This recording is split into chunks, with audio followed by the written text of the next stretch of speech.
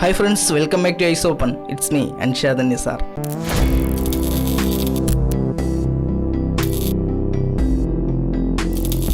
അപ്പോൾ നമുക്ക് ആദ്യമായിട്ട് നമുക്കൊരു ക്യാൻവാസ് ക്രിയേറ്റ് ചെയ്യാൻ പഠിക്കാം. അത് കഴിഞ്ഞിട്ട് നമുക്ക് ഫോട്ടോ ഇമ്പോർട്ട് ചെയ്യാൻ നോക്കാം. അപ്പോൾ അതിനായിട്ട് ഇതാണ് ഫോട്ടോഷോപ്പിൻ്റെ ഫസ്റ്റ് കാണുന്ന സ്റ്റാർട്ടിംഗ് ഇൻ്റർഫേസ് എന്ന് പറയുന്നത്. അപ്പോൾ അതിലിവിടെ ഒരുപാട് നമ്മളെ മെനു ടാബുകൾ ഒരുപാട് ഇവിടെ കൊടുത്തിട്ടുണ്ട്. File, edit, image, layer, type, select, filter, 3D, view, Windows, help, ഇത് ഇത്ര ഇവിടെ കൊടുത്തിട്ടുണ്ട്. അതുപോലെ തന്നെ ഇവിടെ ഒരു ഫോട്ടോഷോപ്പിൻ്റെ ഐക്കൺ കൊടുത്തിട്ടുണ്ട്. അത് കഴിഞ്ഞിട്ടുള്ളതാണ് ക്രിയേറ്റ് ന്യൂ ഓപ്പൺ. ഇത് ക്രിയേറ്റ് ന്യൂ നമ്മൾ കൊടുക്കുകയാണെങ്കിൽ നമുക്കൊരു ക്യാൻവാസ് ക്രിയേറ്റ് ചെയ്യാം. ഓപ്പൺ കൊടുക്കുകയാണെങ്കിൽ നമുക്കൊരു ഫോട്ടോയിലോട്ട് ഇമ്പോർട്ട് ചെയ്യാം. അപ്പോൾ അതിനായിട്ട് ഞാനിപ്പോൾ ഇവിടെ ഒരു ഫസ്റ്റ് ഇവിടെ ചെയ്യാൻ പോകുന്നത് ഒരു ക്യാൻവാസ് ക്രിയേറ്റ് ചെയ്യാൻ പോവുകയാണ്. അപ്പോൾ അതിനായിട്ട് ഞാനിവിടെ ക്രിയേറ്റ് ന്യൂ എന്നുള്ളത് ക്ലിക്ക് ചെയ്യുകയാണ്. അപ്പോൾ നമുക്ക് ഇതുപോലൊരു ഇൻ്റർഫേസ് ആയിരിക്കും വരുന്നത്. ഒരുപാട് കോംപ്ലിക്കേറ്റഡ് ഒന്നും അല്ല, നിങ്ങൾക്ക് ഈസി ആയിട്ട് ചെയ്യാൻ പറ്റുന്നത്. നിങ്ങളിത് ഇങ്ങോട്ട് ഈ സേവ്ഡ് തൊട്ട് ഇങ്ങോട്ടുള്ള കാര്യങ്ങൾ നിങ്ങൾ നോക്കണ്ട. നമുക്കിത് ഈ റീസെൻ്റ് ആയിട്ടുള്ള സംഭവം നോക്കിയാൽ മതി. നിങ്ങൾ കൂടുതലായി ശ്രദ്ധിക്കേണ്ടത് ഈ ഒരു പാർട്ടാണ്. ഈ ഒരു പാർട്ടിലാണ് നമുക്ക് ഏറ്റവും കൂടുതൽ ശ്രദ്ധിക്കേണ്ട കാര്യങ്ങൾ. ഇവിടെ നമ്മളെ പ്രോജക്റ്റിന് നെയിം കൊടുക്കുക.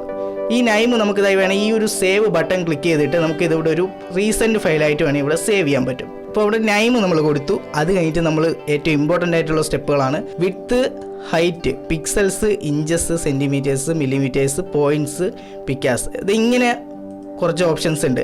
ഇതിൽ നിങ്ങൾക്ക് ഇമ്പോർട്ടൻ്റ് ആയിട്ടുള്ള സംഭവം എന്ന് വെച്ചാൽ ഈ പിക്സൽസ് ആണ്.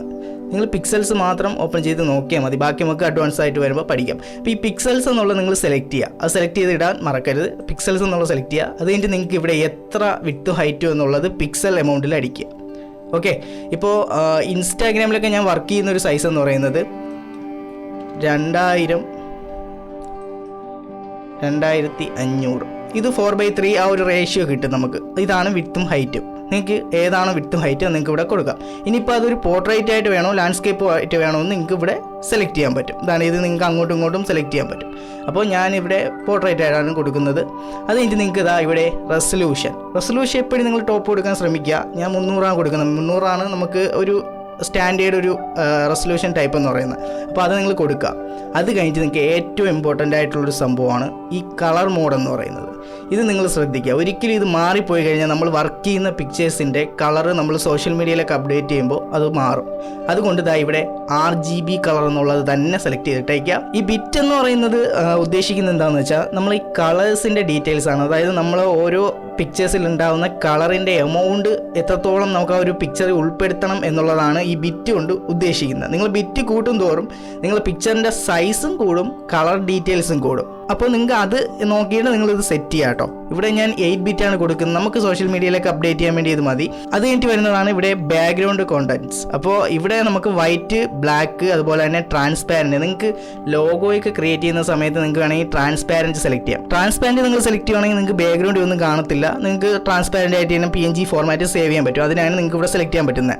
ഇവിടെ വൈറ്റ് ഉണ്ട്, ബ്ലാക്ക് ഉണ്ട്. നമുക്ക് ബാക്ക്ഗ്രൗണ്ട് കളർ വേണമെങ്കിൽ ചൂസ് ചെയ്യാം. അതുപോലെ നിങ്ങൾക്ക് ഏതാണെന്ന് വെച്ചാൽ സെലക്ട് ചെയ്യാം. ഞാനിവിടെ ബ്ലാക്ക് കൊടുക്കുകയാണ്. അത് കഴിഞ്ഞ് അടുത്തതായി വരുന്നത് അഡ്വാൻസ് ഓപ്ഷൻസാണ്. ഇതും ഇമ്പോർട്ടൻ്റ് ആണ്. അതായത് ഈ കളർ പ്രൊഫൈൽ, നമ്മൾ ഈ RGB കളർ മോഡ് പോലെ തന്നെ ഏറ്റവും ഇമ്പോർട്ടൻ്റ് ആയിട്ടുള്ള സംഭവമാണ് ഇവിടെ കളർ പ്രൊഫൈൽ. ഇതിൽ ഡോണ്ട് കളർ മാനേജ് എന്നുള്ളത് സെലക്ട് ചെയ്യുക. അത് കഴിഞ്ഞിട്ട് ഇവിടെ വർക്കിംഗ് sRGB എന്നുള്ളത് മസ്റ്റായിട്ട് സെലക്ട് ചെയ്തിട്ടേക്കുക. ഇതും നമ്മളെ പിക്ചേഴ്സ് അപ്ലോഡ് ചെയ്ത് കഴിയുമ്പോൾ കളർ മാറിപ്പോവാതിരിക്കാൻ വേണ്ടിയിട്ടാണ് ഈ ഒരു കാര്യം ചെയ്യുന്നത്. ഇതെല്ലാം നിങ്ങൾ ശ്രദ്ധിച്ചതിന് ശേഷം നമുക്കിതാ ഇവിടെ ക്രിയേറ്റ് എന്നുള്ള ഓപ്ഷൻ ഉണ്ട്, അത് ക്ലിക്ക് ചെയ്യുക. അപ്പോൾ നമുക്കിതാ ഇവിടെ ഒരു ക്യാൻവാസ് ക്രിയേറ്റ് ആയിട്ടുണ്ട്. അപ്പോൾ ഇത്രയേ ഉള്ളൂ ഒരു ക്യാൻവാസ് ക്രിയേറ്റ് ചെയ്യുന്നത് എങ്ങനെയാണെന്നുള്ളത്. അപ്പോൾ നിങ്ങൾക്ക് മനസ്സിലായല്ലോ. ഇത്രയും കാര്യങ്ങൾ ശ്രദ്ധിച്ചാണ് നമ്മൾ ഇവിടെ ഒരു ക്യാൻവാസ് ക്രിയേറ്റ് ചെയ്യേണ്ടത്. ഓക്കെ, അപ്പോൾ അത് കഴിഞ്ഞു. ഇനി നമുക്ക് നെക്സ്റ്റ് ആയിട്ട് ഫോട്ടോ എങ്ങനെയിലോട്ട് ഇമ്പോർട്ട് ചെയ്യാൻ നോക്കാം. അപ്പോൾ നമുക്ക് അതിനായിട്ട് ഈ ഒരു ക്യാൻവാസ് അങ്ങ് ക്ലോസ് ചെയ്ത് കളയാം. അതിന് ഞാനിവിടെ കീബോർഡിൽ Ctrl+W ക്ലിക്ക് ചെയ്യാണ്. ഓക്കെ, ഇനി നമുക്ക് എങ്ങനെയാണ് ഫോട്ടോ ഇമ്പോർട്ട് ചെയ്യുന്നതെന്ന് നോക്കാം. അതും വളരെ സിമ്പിളാണ്. അതിന് ഒരുപാട് മെത്തേഡുകളുണ്ട്, പല വഴികളുണ്ട്. അപ്പോൾ അതിൽ നമുക്ക് ഏറ്റവും സിമ്പിളായിട്ടുള്ള ഏറ്റവും ഈസി ആയിട്ടുള്ള ഒരു മെത്തേഡ് എന്ന് പറയുന്നത് നമ്മൾ ഫയൽ മാനേജർ ഓപ്പൺ ചെയ്യുക. എന്നിട്ട് ഏത് പിക്ചറാണെന്ന് വെച്ചാൽ നിങ്ങൾ ഡ്രാഗ് ചെയ്തിട്ട് അങ്ങ് വിടുക. അപ്പോൾ ഡ്രാഗ് ചെയ്തിട്ട് കഴിയുമ്പോൾ ഡയറക്റ്റ് നമുക്ക് നേരത്തെ ഓപ്പൺ ആയതുപോലെ ഓപ്പൺ ആവും. അതല്ലാന്നുണ്ടെങ്കിൽ നിങ്ങൾക്ക് വേറെ വഴിയുണ്ട്. ഇവിടെ ഫയൽ ഓപ്പൺ കൊടുക്കാം, അല്ലെങ്കിൽ കീബോർഡിൽ Ctrl+O കൊടുക്കുക. അപ്പോൾ നിങ്ങൾക്ക് വീണ്ടും ഫയൽ മാനേജർ ഓപ്പൺ ആയി വരും. നിങ്ങൾക്ക് ഇവിടെ സെലക്ട് ചെയ്യുക, ഓപ്പൺ കൊടുക്കുക. നിങ്ങൾക്ക് ഏത് മെത്തേഡ് വേണമെന്ന് നിങ്ങൾക്ക് യൂസ് ചെയ്യാം. ഞാൻ കൂടുതലും ഇങ്ങനെ ഡ്രാഗ് ചെയ്ത് ഓപ്പൺ ചെയ്യാറാണ് പതിവ്. ഞാൻ ഇങ്ങനെ ഡ്രാഗ് ചെയ്ത് ഇതിലേക്ക് വിടുവാണ്. അപ്പോൾ നമ്മളുടെ പിക്ചർ ഇവിടെ ഈസി ആയിട്ട് ഓപ്പൺ ആയി വന്നിട്ടുണ്ട്. ഓക്കെ, നമ്മളെ പിക്ചർ ഇവിടെ ഇമ്പോർട്ട് ആയിട്ടുണ്ട്. അപ്പോൾ അത് നിങ്ങൾക്ക് മനസ്സിലായെന്ന് ഞാൻ വിശ്വസിക്കുന്നു. അപ്പോൾ ഇനി നമ്മൾ നോക്കാൻ പോകുന്നതാണ് ഈ ഒരു ഇൻ്റർഫേസിലുള്ള കാര്യങ്ങളാണ്. എന്തൊക്കെയാണ് ഈ ഒരു ഇൻ്റർഫേസിലുള്ളത്? അപ്പോൾ നമുക്ക് ആദ്യമായിട്ട് നോക്കാം. ഏറ്റവും ടോപ്പിലായിട്ട് ഞാൻ ആദ്യം പറഞ്ഞ പോലെ തന്നെ മെനു ആയിട്ടുള്ള കുറച്ച് കാര്യങ്ങൾ ഇവിടെ. ഇതൊക്കെ നമുക്ക് ഓരോ സിറ്റുവേഷൻസിൽ യൂസ് ചെയ്യേണ്ട കാര്യങ്ങളാണ്. നമ്മൾ കൂടുതലായിട്ടും ഷോർട്ട് കട്ട് യൂസ് ചെയ്താണ് ഇതൊക്കെ ചെയ്യുന്നത്. അപ്പോൾ ഇനി അടുത്തതായിട്ട് നോക്കാനുള്ളതായി ഇവിടെ ടൂൾ ബാർ ഉണ്ട്. ഇത് ടൂൾ ബോക്സ് ആണ്. നമ്മൾ ടൂൾ ബാർ എന്നും പറയാം, ടൂൾ ബോക്സ് എന്നും പറയാം. ഇതാണ് നമ്മുടെ ടൂൾ ബോക്സ്. അപ്പോൾ ഇതിനകത്ത് നിന്നാണ് നമ്മുടെ ടൂൾസുകളെല്ലാം നമ്മൾ യൂസ് ചെയ്യുന്നത്. ഇതിന് പല രീതിയിൽ കാണാൻ പറ്റും. നമ്മൾ ചിലപ്പോൾ ഓപ്പൺ ചെയ്യുമ്പോൾ ഇങ്ങനെയായിരിക്കും കാണുന്നത്, അതല്ലാന്നുണ്ടെങ്കിൽ ഇതാ ഇങ്ങനെയായിരിക്കും കാണുന്നത്. അപ്പോൾ ഇതുപോലെ നിങ്ങൾക്ക് നിങ്ങളുടെ ടൂളുകൾ ഇങ്ങനെ ഓരോന്ന് സെലക്ട് ചെയ്യാൻ പറ്റും. ഇനി ഓരോ ടൂളിനും നമുക്ക് ഷോർട്ട് കട്ടായി കൊടുക്കാൻ പറ്റും. അത് നമുക്ക് വഴിയെ പഠിക്കാം. അത് കഴിഞ്ഞിട്ട് ഈ ഒരു സൈഡിൽ വരുമ്പോൾ നമ്മളെ ലെയർ ബോക്സ്, ഇതാണ് നമ്മളെ ലെയർ.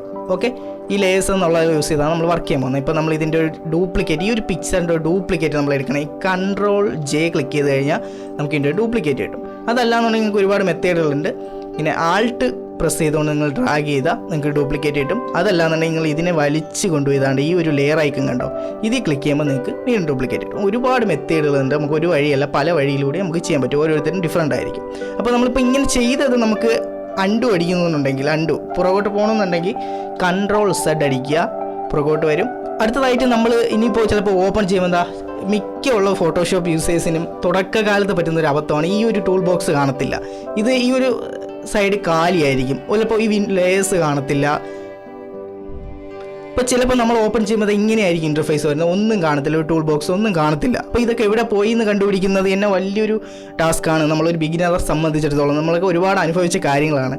അപ്പോൾ ഇങ്ങനെ പോയി കഴിഞ്ഞാൽ നമുക്ക് വളരെ ഈസി ആയിട്ട് കണ്ടുപിടിക്കാം. അതിനടുത്താണ്ട് ഇവിടെ വിൻഡോ എന്നുള്ള ഈ ഒരു ബട്ടൺ ഉണ്ടല്ലോ, ഈ ഒരു മെനു ടാബിൽ ഈ ഒരു ബട്ടൺ നിങ്ങൾ ക്ലിക്ക് ചെയ്യുക. ഇത് ക്ലിക്ക് ചെയ്ത് കഴിയുമ്പോൾ നിങ്ങൾക്ക് ഇവിടെ ഒരുപാട് ഓപ്ഷൻസ് ഉണ്ട്. ഈ കാണുന്നതാണ് നമ്മൾ ഈ ഇൻ്റർഫേസിൽ കിടക്കുന്ന ഓരോ ടാബുകളും ഓരോ പ്രോപ്പർട്ടീസുമാണ് ഈ കൊടുത്തിരിക്കുന്നത്. നമ്മൾ ഇതൊന്ന് ടിക്ക് ഇട്ട് കൊടുത്താൽ ഇത് ഡയറക്റ്റ് ഇവിടെ വരും. ഇവിടുത്തെ ടിക്ക് മാറി കിടക്കുമ്പോഴാണ് ഇവിടെ കാണാത്തത് അല്ലേ. അപ്പോൾ അതാ ഇവിടെ ഞാൻ ടൂൾസ് എന്നുള്ളത്, ഇപ്പോൾ ടൂൾ ബോക്സല്ലേ പോയത്. അപ്പോൾ നമ്മളിവിടെ ടൂൾസ് എന്നുള്ള ഈ കിടക്കുന്നത് ജസ്റ്റ് ഒന്ന് ക്ലിക്ക് ചെയ്ത് കഴിയുമ്പോൾ നമ്മൾ ടൂൾ ബോക്സ് ഇവിടെ വരും. നമുക്ക് ഇങ്ങനെ ഡ്രാഗ് ചെയ്ത് എവിടെയാണെന്ന് വെച്ചാൽ കൊണ്ട് അഡ്ജസ്റ്റ് ചെയ്ത് വയ്ക്കാൻ പറ്റും.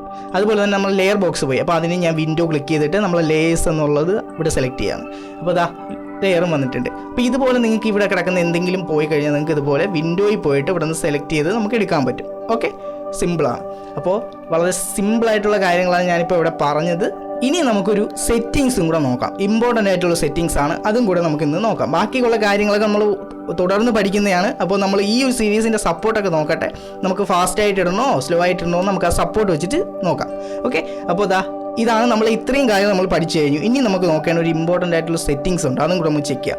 അതിനായിട്ട് നിങ്ങൾ ഒന്നുകിൽ ഇവിടെ എഡിറ്റ് എന്നുള്ള ടാബിൽ വന്നിട്ട് ഈ എഡിറ്റ് എന്നുള്ളതിൽ ഏറ്റവും താഴെ ഈ ഒരു ആരോ ഉണ്ടല്ലേ, ഈ ആരോ ഒരു താഴെയായിട്ട് ഈ പ്രിഫറൻസ് എന്നുള്ളതാണ് നമ്മളുടെ മെയിൻ ആയിട്ടുള്ള ഫോട്ടോഷോപ്പിലെ സെറ്റിങ്സ്. അപ്പോൾ നിങ്ങൾ ഈ പ്രിഫറൻസ് എന്നുള്ള ക്ലിക്ക് ചെയ്തിട്ട് നിങ്ങൾക്ക് ഇവിടെ ജനറൽ എന്ന് പറഞ്ഞ ഒരു ഓപ്ഷൻ കാണാം. ഇത് നിങ്ങൾ ക്ലിക്ക് ചെയ്യുക. അതല്ലാന്നുണ്ടെങ്കിൽ കീബോർഡിൽ Ctrl+K പ്രസ് ചെയ്ത് കഴിഞ്ഞാൽ നിങ്ങൾക്ക് ഈ ഒരു സെറ്റിങ്സ് കാണാൻ പറ്റും. അതിൽ നമുക്ക് ഏറ്റവും ഇമ്പോർട്ടൻ്റ് ആയിട്ടുള്ള സെറ്റിങ്സ് ആണ് ഇവിടെ പെർഫോമൻസ് എന്ന് പറയുന്ന ഈ ഒരു സെറ്റിങ്സ് ആണ് നമുക്ക് ഏറ്റവും ഇമ്പോർട്ടൻ്റ് ആയിട്ടുള്ളത്. അത് നമ്മൾ ജസ്റ്റ് ഒന്ന് ക്ലിക്ക് ചെയ്യാം.